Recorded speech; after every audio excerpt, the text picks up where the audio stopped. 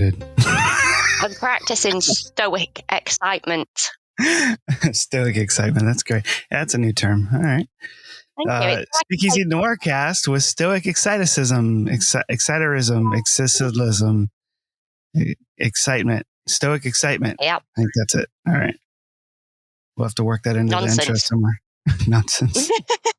Join us for stoic excitement. And no sense. Oh my goodness. What have you been up to lately? It's a madhouse over here. What are you guys doing? Making soap. Making soap. Sweet.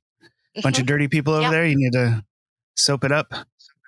Yep. I'm going to lie about the benefits of it and sell it to unsuspecting people. Sweet. Just like everybody else that owns a company in America. Yeah. I think it's going to be good. Yeah. I'm going to use my melt and pour soap base. I'm going to add some bejizzle. Bejizzle? Then I'm going to make it look pretty with a ribbon. And then I'm going to send Lily round. Perfect. You know what you should do is those smoothies you were making a while back. You should make a soap version. Oh, yes. Oh, my God. I could just make people have soap and a smoothie. Okay, I've got a task for you. And this is a legitimate task, right? Oh, God. So can you make the soap out of anything?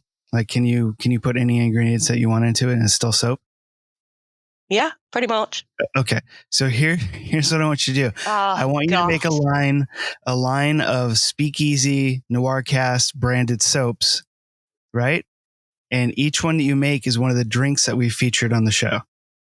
So not only will it clean you, huh? What do you want in it? I want what's in the drink.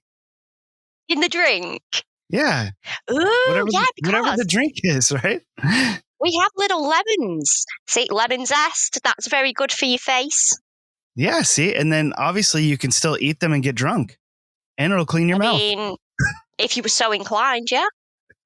I think that'd be amazing. My mum used to make me eat soap. When I was naughty, she was like, or she threatened, I can't remember. She used to threaten to make me eat soap. You know, like when you're naughty and it's, I'll wash your mouth out with soap. Yeah, so that actually happened in your household, though? Like, did you actually eat soap? Yeah, I would never. There's a reason I'm well behaved. Yeah, no, I had that happen once. My grandmother did that to me one time. It only took one time because that shit gets in your teeth and like it's awful. That's horrible. Yeah. Yeah, it really is. I wonder how many of you folks out there had to eat soap. Or will when I do my new line of Speakeasy Drunk soap. I'm telling you, I think this would be amazing. I think we might sell one, maybe two. Is that might be me and you buying them? We'll have a glass of wine in the back. So it's kind of the same. Right. No, I agree. I think it would be a fantastic idea and a way for us to actually have a little product out there. You have to do the labels. Okay, I can do that. I can manage putting labels together. That's my forte. And coming up with weird ideas. All right. We'll do them in the shape of a wine glass or a cocktail glass. Yeah, we could totally do that. That would be I think that's whatever it is that you can do. Like I guess it would depend on what the kind of drink was, right? Because you got the highball glasses, you got what was that one? A hurricane glass or whatever. I don't know. I don't remember any other glasses. Can you imagine getting a complaint because somebody got fired from work because they smelt of alcohol? Because they'd wash themselves with a whiskey soap. Brilliant. Let me smell your mouth. Why does your mouth smell like soap? Oh, my goodness. All right. Well, Carly, let's jump into our drink of the night. Speaking of drunk soap, tonight's drink is called the Valley Forge. And you might recognize that name from tonight's movie, but I won't tell you what it is quite yet. All right. The Valley Forge consists of a sugar cube, 3 dashes of Agnostra bitters. That's not going in the soap. It has to. You have to make them true to the drink. They have to be exactly what it is, and then whatever you need for the soap part. All right, it's got to be, has to be. All right, So 3 dashes of the bitters, how you pronounce that. 2 parts brandy, and then you top it with champagne. All right. Ooh. So chill the champagne until it's as cold as Valley Forge. That's another hint. Add the sugar cube to a champagne glass.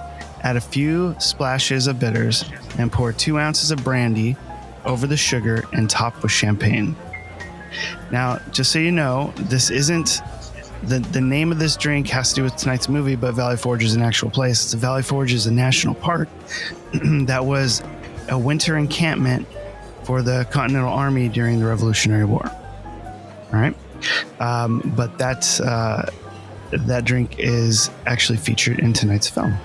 So I think that this actually sounds pretty good because I like champagne. I don't think, Carly, you said you didn't like bubbly stuff. Is that right? Yeah, I'm not really too fussed, but it sounds interesting. Yeah, because I know you like brandy. I can try it. Yeah. Yeah, try it. So I think it's worth it. Yeah, I think this will be pretty good. I'm gonna do this. So there you have it, folks. That is the Valley Forge, and I hope you guys try it out. It sounds amazing to me. Carly's a little on the fence, but we'll see what happens. All right, and look for it coming soon on our new line of Speakeasy Drunk Soaps made by Carly Street. Wrapped by Jason Morris. I'm telling you, I think that's a winner. I think we got a shot. It's got to be done. I bet you somebody out there is already doing that. Well, I managed to make Terry's chocolate orange soap, so it's got vanilla coffee. Oh, now that I would deal with. I like vanilla coffee. Yeah. So the chocolate orange soaps that actually have pieces of orange and chocolate in it. Yeah, has coconut in it and orange like zest.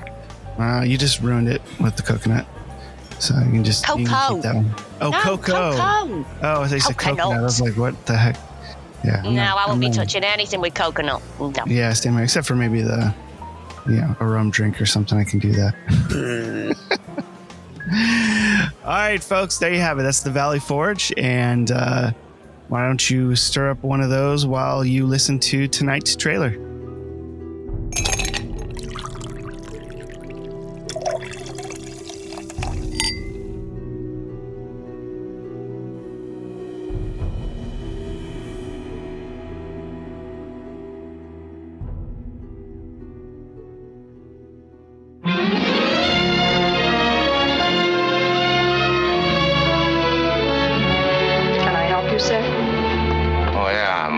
Mystery on something off the beaten track like the Maltese Falcon. Oh, that was a fascinating story. But here's one that has everything the Falcon had and more. It's Raymond Chandler's latest bestseller, The Big Sleep.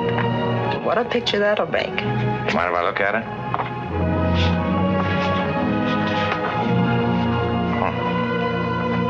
Sometimes I wonder what strange fate brought me out of the storm to that house that stood alone in the shadows. As I probed into its mysteries, every clue told me a different story. But each had the same ending: murder. Every instinct warned me to beware that something more dangerous, more deadly than I'd ever known before was in that room. And suddenly, I like that. I'd like more.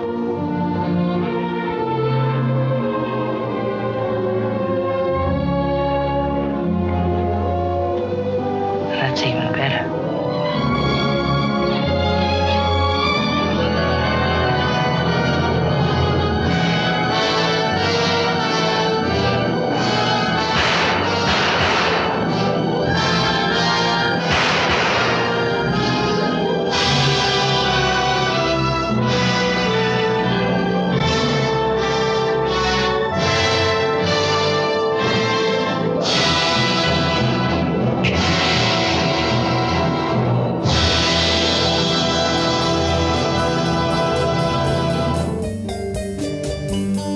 So, hey, Carly, why don't we take a break and listen to an ad from one of our sponsors?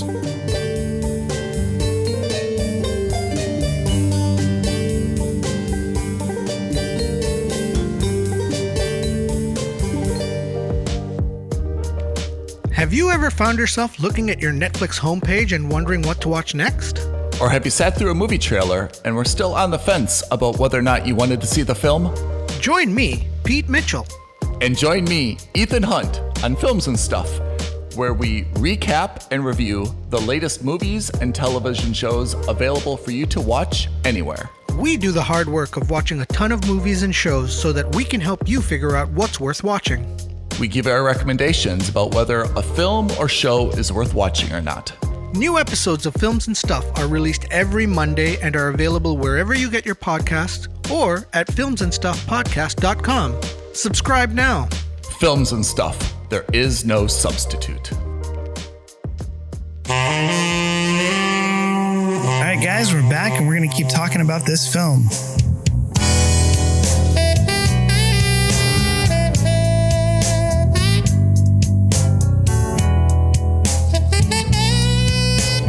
All right, guys at home and girls and ladies, I should say, people at home, all of the peoples.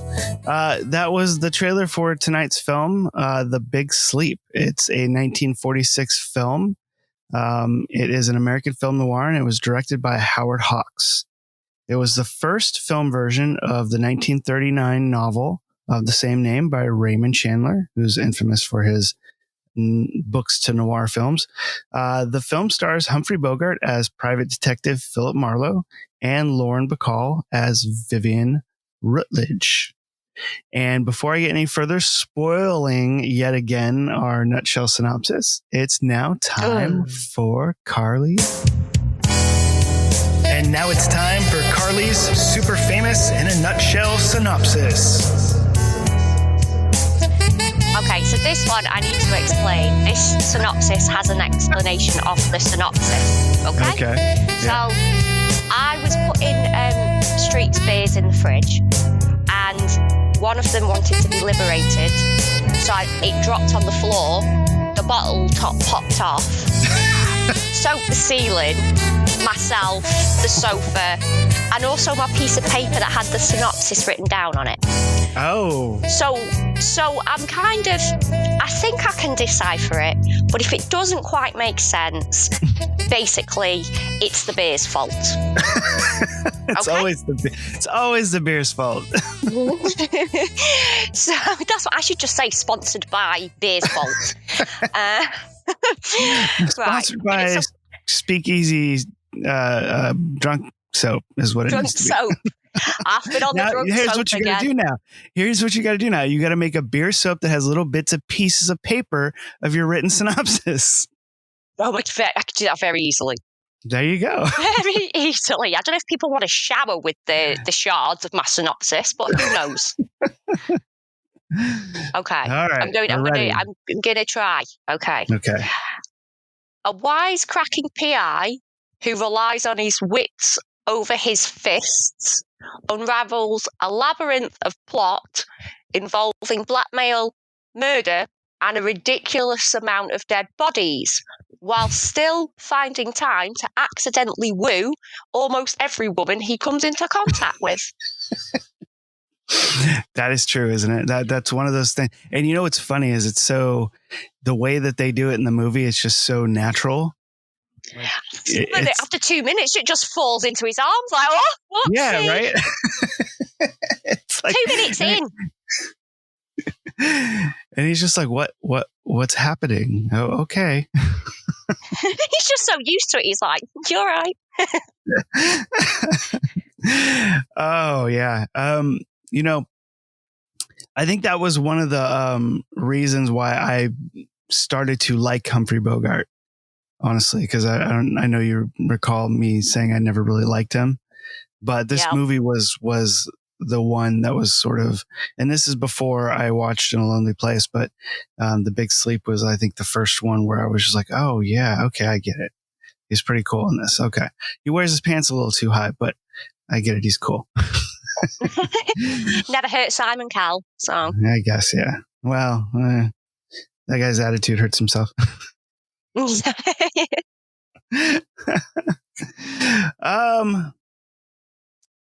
So let's see. This screenplay, let's see, was let me find my notes here. William Faulkner, Leigh Brackett, and Jules Furthman co-wrote the screenplay. And the film was introduced in the Library of Congress in 1997, being deemed a film of culturally, historically, and aesthetically significant. And it was added to the National Film Registry. Now, I don't know if people, I know that the film is known for having a very convoluted plot. And I'll be honest with you, when I watched the film, I never even thought about the plot being convoluted. I think I was didn't. You didn't even until I started doing research, and then I saw a lot of people complaining that it was complicated. And to be honest, I didn't notice how many dead people there were in it until, again, people started mentioning it as a fault, and I was like, yeah, actually, yeah. I'm trying to think of that right now, and I only recall like actually seeing one body and knowing of two people. I think it's because they mentioned that this. Yeah, I think it's because they mentioned so many characters. Maybe that's where the sort of convoluted bit comes from. It could be. I don't know, because I know there's this long history of people wondering how the butler was killed, or whatever. But when I was watching the film, like I didn't really. I don't know why. It's really strange. I'm usually really caught up in like the actual plots of things, but with this film, like I just really wasn't caught up in it. And I know that there's a lot of talk about it being because of the scenes with Bogart and Bacall, but that really wasn't it. Because I mean, those were okay to me, but I didn't find them like they're all right. I don't know. I know a lot of people like love those scenes, and that's a big deal. But for me, it wasn't really what did it. Like, I mean, just the but the bookstore girl, that scene is just fascinating. I don't know why. Like, it's really nothing happening, Except that she's falling for him. It's just such a great scene, and it's so natural. And she's so fantastic, and like that scenes like that. Like, I don't care that he's watching, Geiger's bookstore across the street or whatever it is, or why he's even watching it. It doesn't matter. Or, I don't know what it is. It's a really strange film, in a good way, because there's not many films out there where you can just not care about the plot and still enjoy the film, as intended. But, speaking of that and the reasonings behind it, this is something new to me that I didn't know until I was researching the film for the podcast. I did not know that there were two cuts of this film. I did not know that the original unreleased version from 1945 was different and didn't have a lot of Bacall in the film. Neither did I. Yeah, that was very interesting to me to find out. Because if you think about when the film actually was released, 1946, Bacall had already become a name. And her and Bogey were already like, they had already done a film together. I think they might have been married by that time, or got married around this time. I can't recall Bacall. No. That was bad. Well, that's a soap right there. Can't recall Bacall. Yeah, you can make a Bogey and Bacall soap. That's awesome. I don't want to get sued. Calm down. Oh, jeez. They're not going to see you. They'll be excited. You could use the Bogey gin.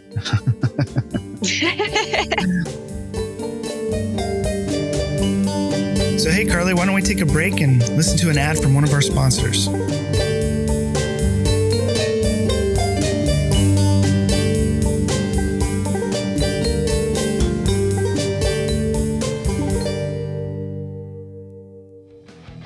Picture it. It's 2004. You just put on your orange Fanta-flavored lip smackers, zipped up your low-rise jeans, and are about to ask your mom for a ride to the movie theater to go watch a Cinderella story. I'm Mo. And I'm Christina, and we are the hosts of Movies That Raised Us, a late 90s and 2000s podcast that dives into your favorite nostalgic movies. We're talking Princess Diaries, The Click, Confessions of a Teenage Drama Queen. We're sick of great movies being ripped to shreds by critics. I firmly believe that Uptown Girls deserves more than a 13% on Rotten Tomatoes. And Jamie Lee Curtis deserved a Daytime Emmy for her Activia commercial. We love movies that we can watch over and over again. They make us laugh, make us want to travel the world, and make us grateful that we didn't have a coach dad a la Troy Bolton. So join us for a virtual sleepover every Wednesday where we deep dive into montages, Unrealistic expectations, chunky highlights, role models, and the movies that raised us.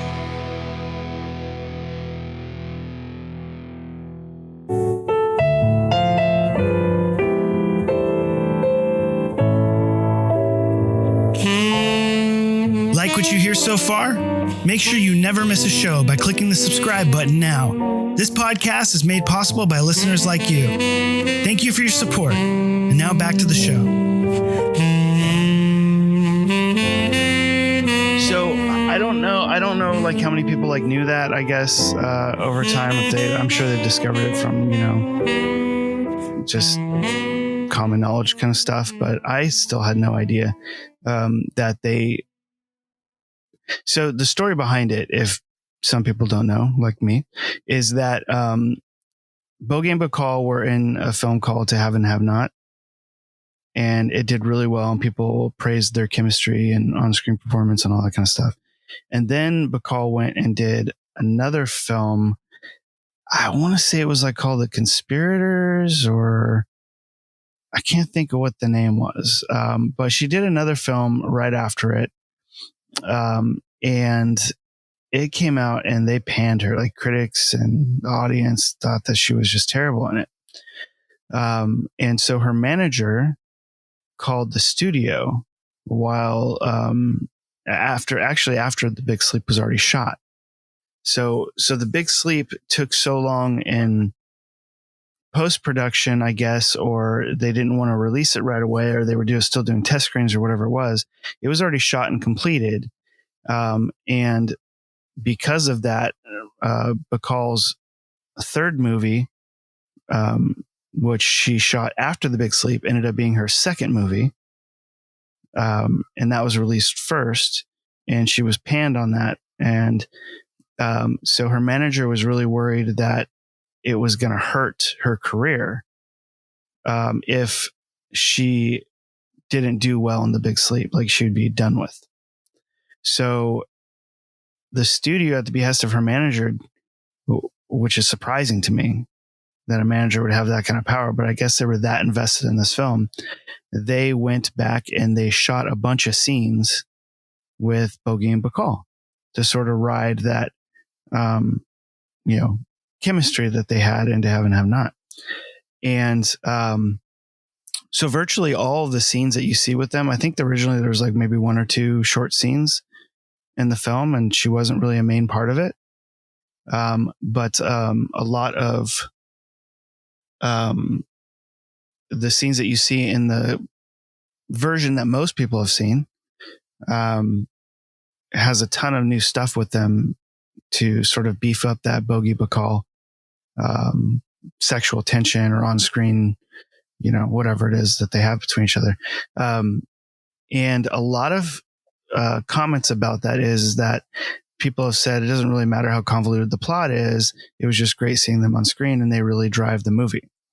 And I thought that was pretty interesting. And I still have yet to see the 1945 version that doesn't have all of these new scenes, because it's one of the very few films where people actually prefer the recut version to the original. Because nowadays it's almost like jumping on the bandwagon kind of thing to like a version that the studio's suppressed and doesn't want the audience to see for whatever reason. But this particular film, it seems the opposite. People that have seen both versions prefer the recut theatrical release, which is pretty interesting. So they rescripted and they reshot a bunch of stuff. And they actually, the studio restored the theatrical version and re-released it in 1997, which I thought was pretty cool too. I wish that I was into this stuff back then so I could see all these great films. Actually, I've had the opportunity to see some of them when they come around and are screened, but to see something, as significant as like not having been in the theater since its original release or whatever it might be, That would have been fantastic to go to. If only you liked Humphrey Bogart sooner. Right. Did you happen? I know, I'm telling you, it's true. It really is. And it's funny because like, as you grow up, like you find these things, like you grow as a person, you find the things that you're interested in. And I think rarely do new things sort of come into your life where you're like, oh, I really like that. Especially once you're out of your like 20s, I think it's much harder for people to like, I don't know, really, really find new passions, I guess. But, and I was really you go back in time, don't you? And just turn into your parents. Shut up. That's a no. That's a no from me.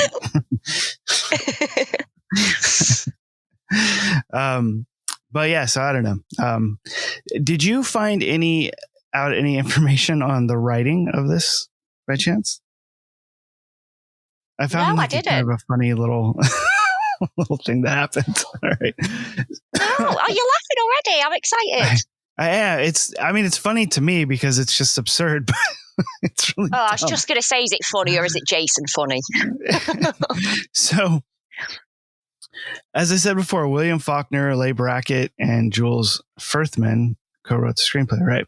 So when Hawks decided that this was going to be his next picture and got the rights to the books or whatever it was and started putting together his writing team, there was a new up-and-coming writer named Leigh Brackett who did a noir book called No Good from a Corpse. So Hawks hired him along with William Faulkner and Jules Furthman to write the script. And when Hawks showed up to the writer's room or whatever it was, how they were doing it, he was very surprised to find that Leigh Brackett was a woman. So that created some sort of like weird kind of tensiony stuff, I guess, apparently between them. However, she did remain on the writing crew, and there are some things we'll discuss later on about what she had contributed to the script, whether or not it actually made it in. It was kind of interesting.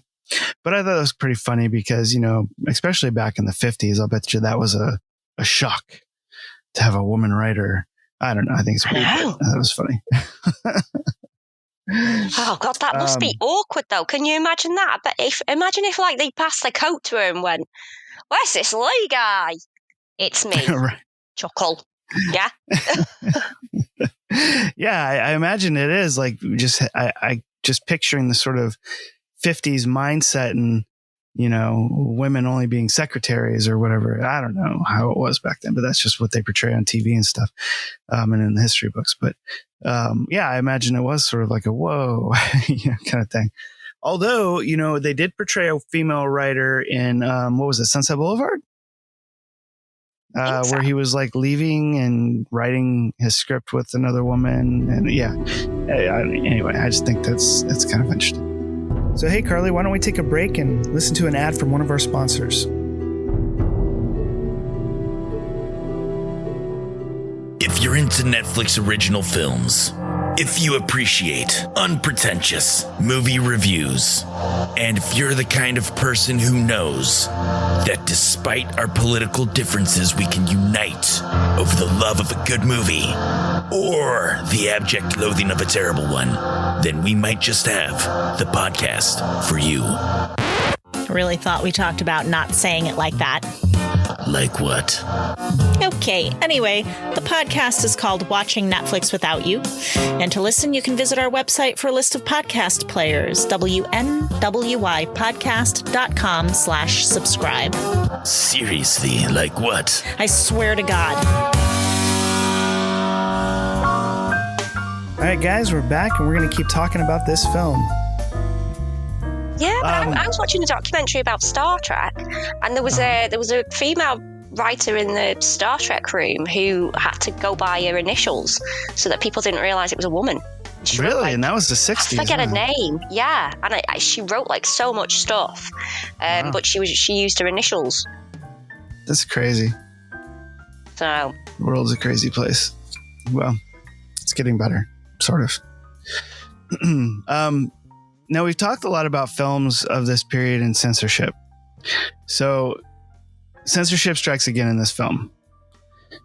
Because of the Hays Office censorship code, sexual content was not allowed and heavily controlled.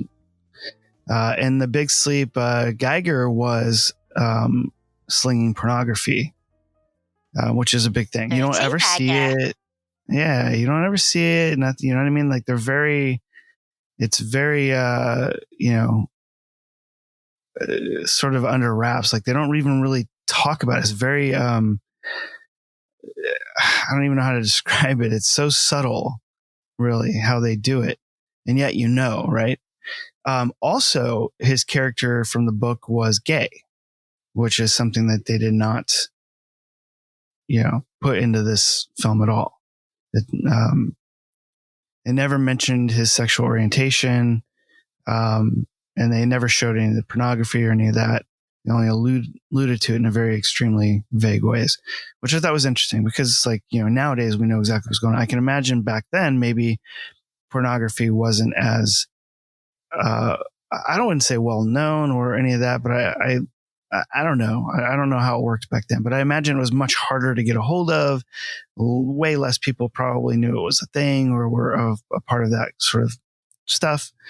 But I thought that must have been sort of like a very controversial thing for this film.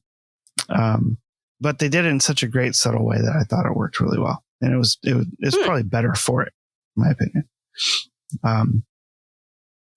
Yeah.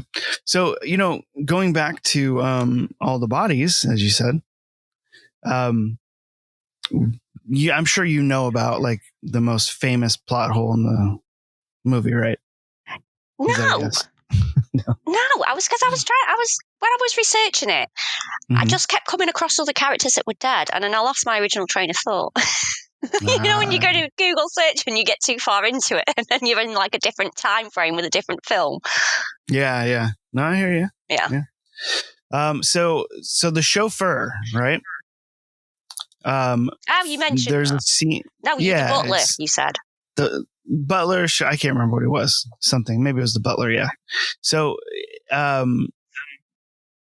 there's a scene where Bogart is called down to the waterfront and they're pulling a car out of the water, and they imply that he was murdered. Right. So the famous plot hole is that, well, who killed the chauffeur or the butler, whoever it was? Owen Taylor was the character's name. Who killed him? They don't say in the movie. It's never wrapped up. Nobody knows, right? So apparently, I can't remember if it was Hawks or a critic or somebody from the studio, but somebody wrote Chandler a postcard or a letter asking him who killed Owen Taylor. And Chandler wrote back a postcard and he said, "Damn it, I don't know either."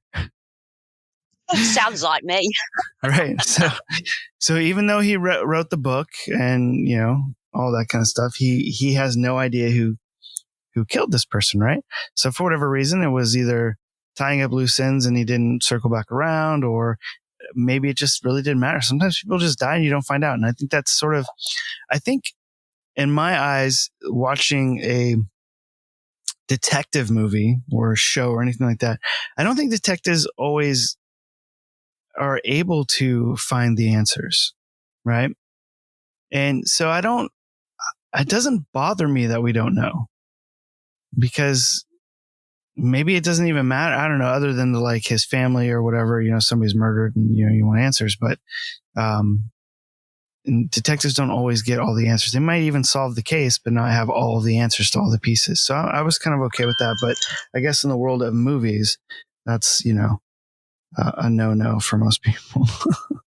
Well, I'm not that bothered about it either, because it's kind of like you're not really watching the detective in this film. You kind of are the detective in this film. That's true. Like you see everything that he sees. You don't see scenes that he isn't privy to and secretly know more than him. You just go along with him.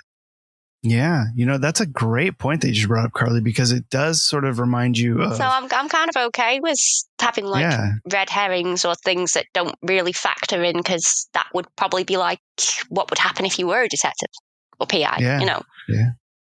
No, exactly. No, that's a great point. It kind of reminds me a bit of Lady in the Lake, where you're seeing that POV for the whole movie. Where you are kind of the detective. So that's really great, because you don't see that too often. You don't see where you're only following the protagonist through the entire film. And you don't see those other side stories, that develop. You only get to discover with the lead characters. That's what a great idea, concept that you came with there. I think that's... Well, I was thinking about it as well, because, the new Perry Mason series, mm-hmm. I think I would have actually preferred if that was a bit more like that. So we just followed Perry Mason. Yeah, that would be interesting. See the other stuff that was going on. I would like to have found him struggling on his own, figuring it out. Yeah, that's a good idea. Kind of knowing. Yeah, no, I think that would be interesting to see. And even if you I wonder what would happen if you take the pilot of Perry Mason and you just cut out everything that he's not in. Does the story still work? That'd be interesting. Yeah. Curious. But also, speaking of the plot issues, when they did do the reshoots and the re-editing of the film, the new version, the theatrical version, only ended up being, I think it was either 2 minutes longer or 2 minutes shorter. I can't really remember. Right. However, they did cut 9 minutes out of the original version and shot a ton of scenes with Bogey and Bacall for the new version. So even with that, I think it only ended up being 2 minutes longer. I can't really recall. But of that 9 minutes they cut out was a huge explanation scene where Bogey breaks down the entire plot of the film. And yeah, so people that have seen that version have said that the plot is much clearer in that version, but they don't like the film as much.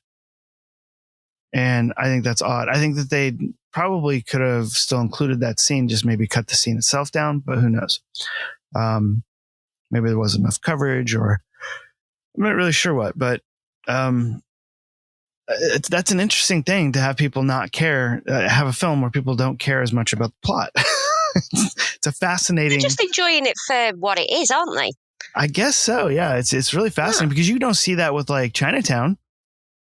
Some people are upset, like Carly, about Chinatown, where they just don't get it and it's confusing, right? But we won't speak about that because Carly doesn't know what she's talking about, because Chinatown's amazing. So watch our 2-parter or double episode. I can't remember what we did now of Chinatown or to find out. Eat some soap instead of watching Chinatown. How lame Carly is. I'm kidding. Just eat some soap instead. Right. Just eat some soap. You won't like what she has to say. But yeah, it's surprising, because people love Chinatown as well. Most people, besides Carly. But it's also a fairly confusing plot, and it doesn't get away with it as in the same way as The Big Sleep. People actually prefer the version of The Big Sleep that has a confusing plot, so it's interesting.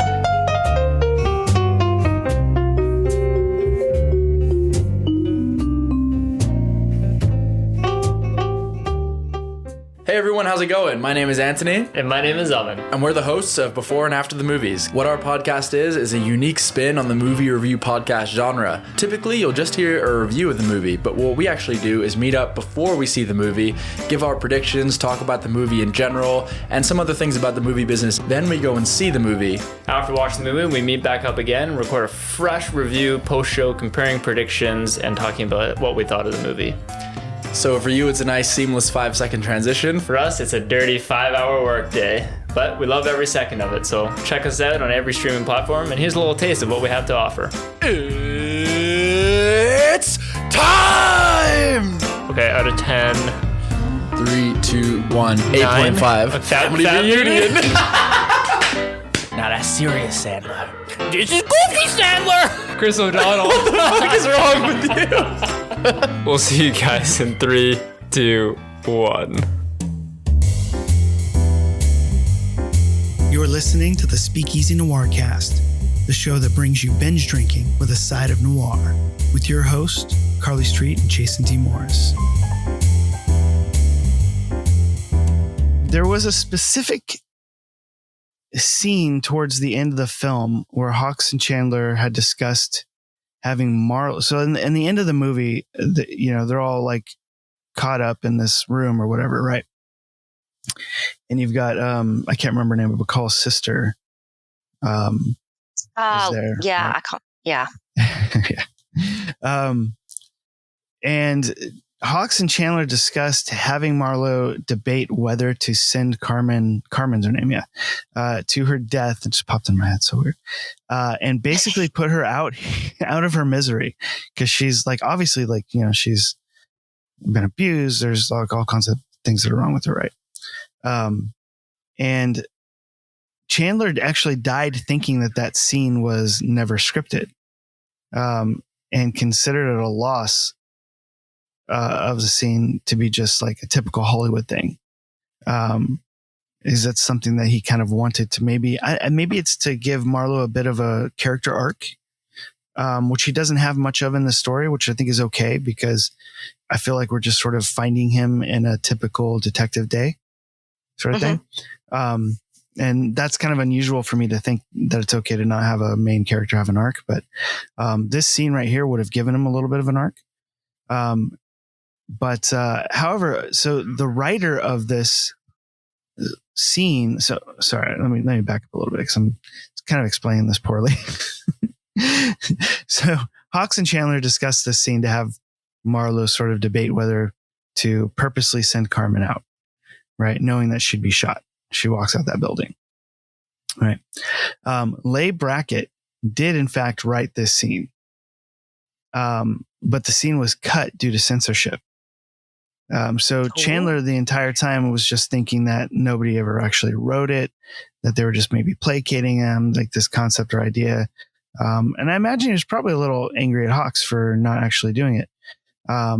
But as we were talking before, Leigh Brackett, who Hawks originally thought was a man, she did write the scene. And because of the censorship rules, it was cut out. And the reason being that the code would not allow the hero to send an innocent woman to her death. And I just think that's freaking crazy. But, I guess that's just the way it was. Yeah, they had their hands in the morality of filmmaking, because there's all kinds of bad people in this world, or, gray area morals and things like that. And, if the scene would have played out the way I think it would have been, it's really more of like, a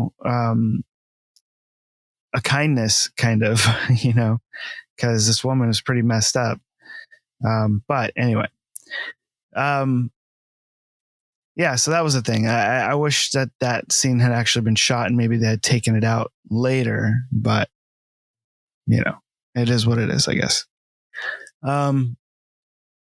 Did you come across any sort of like debate as to whether The Big Sleep was actually a film noir or not? Whether The Big Sleep was what, actually? A film noir? Like, there's some people out there that are saying that it's not actually a film noir. Oh, did I lose you, Carly? Hello. Ah, there you go. You're back. All right. Something's going on with our server there. Strange. That was weird. That was a long line of silence there. Sorry about that. I don't know what that was. I got a little message pop up from Zencaster saying that the server something or other, blah, blah, blah. Well, when you were researching the film, did you come across anything about people saying that the Big Sleep really isn't actually a film noir? Oh, I saw an article about that. Yeah. What do you think? How do you feel about it? Well, I've always just assumed it. I've always kind of like, because it's one of the first films that I've ever really seen. Mm-hmm. I've always associated it as one. Whether that's right or wrong, I don't know, but it's ingrained in my brain from an early age. Yeah, no, I kind of agree. And I almost feel like anything with Bogey almost is a noir, even though, like, there's several that aren't. But for whatever reason, his face is synonymous with, noirs. But But yeah, I never really thought of it, and I was surprised to see that because I feel like it totally plays like a noir, in a lot of ways. But and it has in my opinion, like the lighting, and it's got the look and everything, the massive rain scenes, and it's very claustrophobic as well. Mm-hmm. It feels quite claustrophobic in places. Yeah, but people are like, the criticism is that it's considered too comical, and its lead never really hits the noir archetype. He's always on top of the situation and never crosses over into the dark side, so to speak, which that scene, had they written it, would have sort of crossed him over into that. And some say that would have taken that box. Yeah. And some people just say it's just a good detective film dressed up in noir clothing, which I can respect, and I understand that. And you know what? They might be right. I think there's enough there to still make it a noir film, at least. I know it's all subjective. Yeah. But yeah. So I'm not too worried about that. And I still consider it a pretty solid noir, in my opinion. We'll get one of them signs that says, "The Big Sleep is a noir film. Change my mind." Right? We should make a meme of that. Post it on all the noir Facebook pages. So for you, Carly, like watching a film like this, and seeing the way women are portrayed with Bogart in the film, like, what do you think of that? Like, I'm curious, like, what's your sort of interpretation, or how did you react to having this guy, every room he walks into, ladies falling all over him? Is it misogynistic? Is it like, what do you think that is? I don't think it is. I don't know. People might disagree, but personally, I don't think it is at all. I find it quite amusing. But then again, I'm quite a big fan of like Humphrey Bogart, of like that type of character. Mm-hmm. And if that was me, I probably would take my glasses off and start pinning my hair. But because it's done in a way, I think it's how it's done, because it is kind of treated with a bit of levity. Uh-huh. It's kind of like, oh, here we go again. Yeah, right. It's not like they're not taking a woman out in the street and bashing her face in for being a woman. It's a comical thing, and women do that. Do you know what? I'm not being funny. No, I've never met one, damn it. If Thor walked into a room full of women in a waiting room, tell you what, you'd be walking over a sea of hair bubbles and pins and glasses and you name it. Yeah, but that's like, I don't know how much of that is actually just Hollywood, and like, I mean, he might be an asshole. Like, I don't understand. Like, that sort of concept. But they wouldn't think that far ahead. They wouldn't think that all the woman would think is, do you know what? He can keep his mouth shut. That's all that would be running through their head. I don't know. I don't get it. I know I wouldn't be that way again, to any woman that I see in a movie or anything, because, like, I don't know.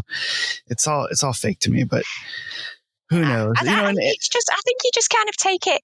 I mean, maybe I'm different though, because I've grown up with Carry On films and stuff like that. So like I say, it's all about how it's presented and stuff. Mm-hmm. And I just think it sort of lends itself to his character more than speaks to a situation, if that makes sense.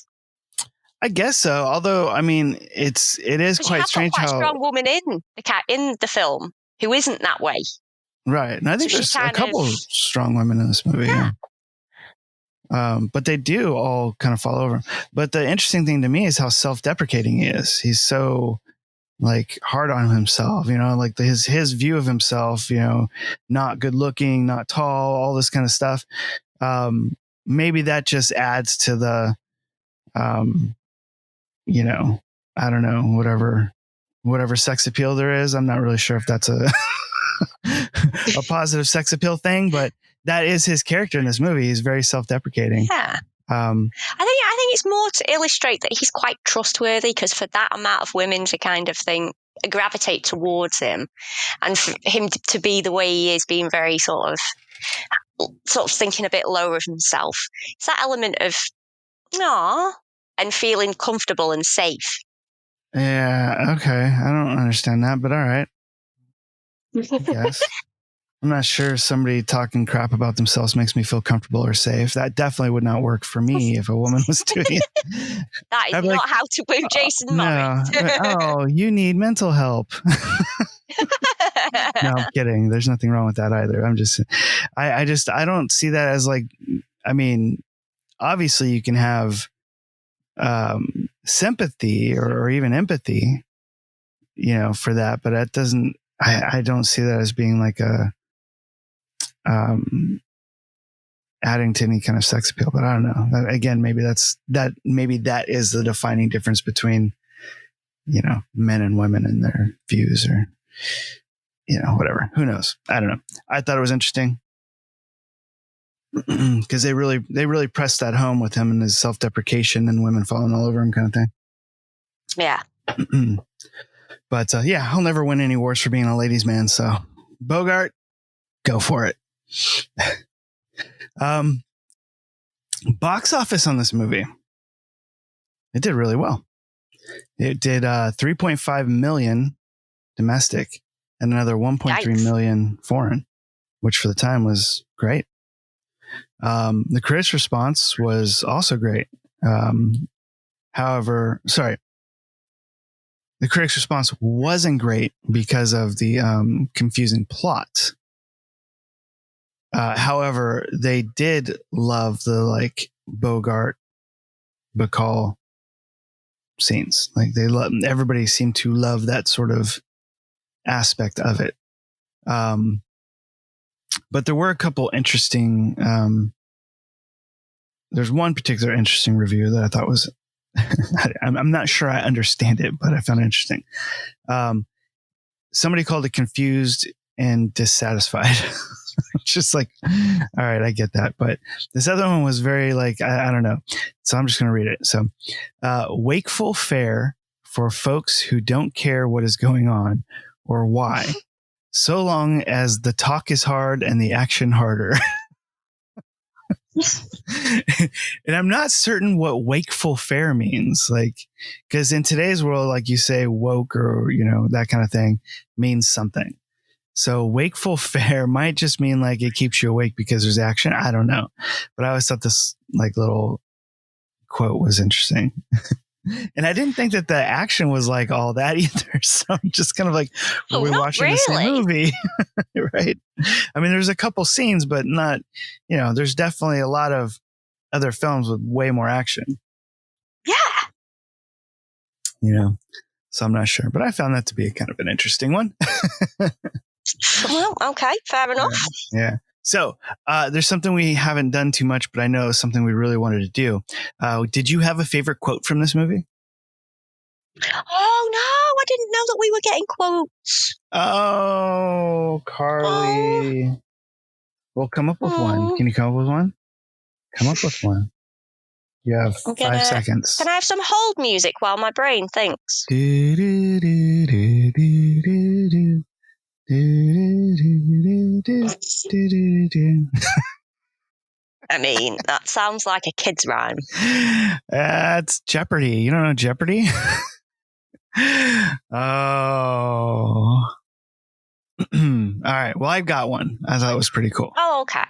All right. And I watched this a couple weeks ago, so I can't remember who said it. I think it was Bogart. But I thought it was interesting and I really like it. And the quote is, "Dead men are heavier than broken hearts." I thought that was pretty cool. Ooh.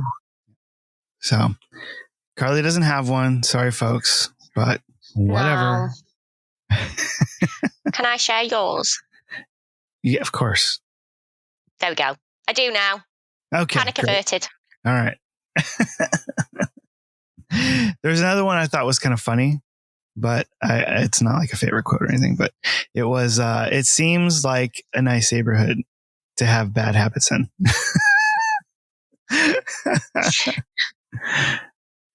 Yeah. So I thought that was a funny one. You should put that on a random street sign and just start leaving them around. No, we need to add to our drunk soap, right? They can also have quotes on them. Yes. Right? So there we go. So we've got the drink for the film and there's a quote from the movie. Nice. All right. This is the thing. We're opening up shop. We are open up shop. It's happening. All right. I'm going on Amazon to buy more ribbon as soon as we finish. No, we got to find something noir related instead of like foofy ribbony stuff, right? Like a cigar wrapper. Ribbony, not womeny. Oh, what about like a bottle label? A bottle label. Yeah. I mean, something like that's cool. Yeah. We'll definitely do that. Absolutely. Folks at home, you're listening to History in the Making here.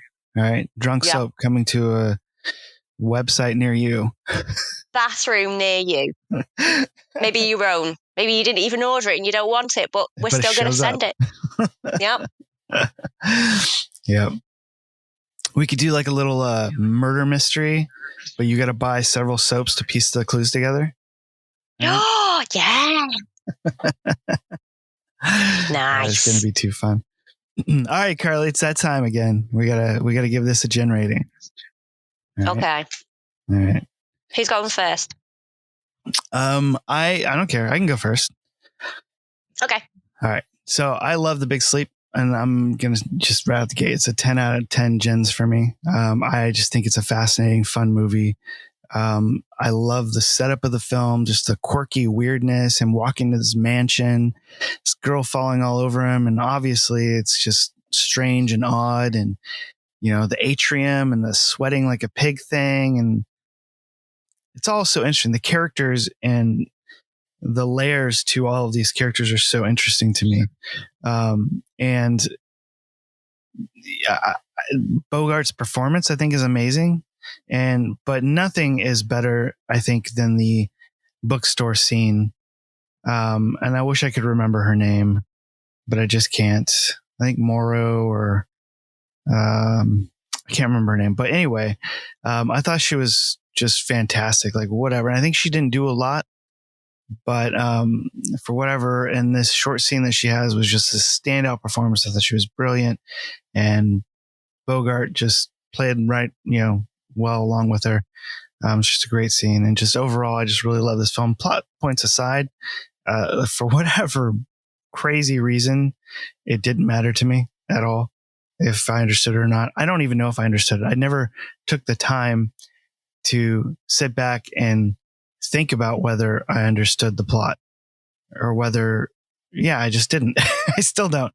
And if I think back on it, I don't know, maybe, but that's how good of a film it was. I just thought it was just everything about it is just, it's solid. I just love it.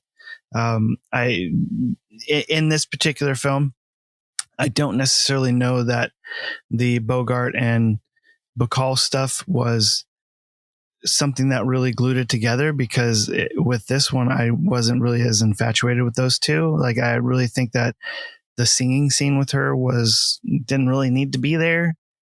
But whatever, it was fine. I don't think it lost any points for me for it, but it's funny finding out why scenes like that are in the film. But yeah, overall, I just think it's a great film. I think everybody should watch it and enjoy it, and drink a Forge Valley with it. By the way, I don't think we ever came across that. The Valley Forge, sorry, Forge Valley. The Valley Forge was a drink, was not actually named that in the movie, but the recipe basically is a drink that the guy that hires Bogart says is his favorite drink. So anyway, that's where it came from, in case anybody was wondering. They probably weren't. Well, they won't anymore. They won't anymore, now that I rambled so much. All right, you're up, Carly. Okay. So I agree with pretty much everything that you said. Cool. I made it totally easy on 10 out of 10 for me. Snappy dialogue, so much happening on such a short run time. So my first favourite film. Probably I think it's the first Humphrey Bogart film that I ever watched as well. Very nostalgic. Nice. And 10 out of 10. Yay, we're having a lot of Jen tonight. I love it. I love it when we agree on stuff, unlike Chinatown. I love it. I think it's cool. I think the audience loves it too. Maybe they like us arguing. Well, all right, folks. There you have it. You got a 10 out of 10 from me and a 10 out of 10 from Carly. So this is the movie to watch, I guess, where we both agree on our rating, which is very far and few between. But there you go. I hope you enjoy your Valley Forge along with watching The Big Sleep. And we will see you next time. Bye-bye. He's looking at you, kid. Thanks for joining us this week on the Speakeasy Noircast. Make sure to visit our website, resurrectionfilms.net, where you can subscribe to the show on iTunes, Stitcher, or any of your favorite podcast apps so you'll never miss a show. While you're at it, if you found value in the show, we'd appreciate a rating on iTunes, or if you'd simply tell a friend about the show, that would help us out too. If you like the show, you might want to check out our book, The Dark Side of Acting Up and The Dark Side of Acting Up Volume 2, now available on Amazon. Or you can check out one of our films, also available on Amazon Prime. Be sure to tune in next week for another episode of the Speakeasy Noircast.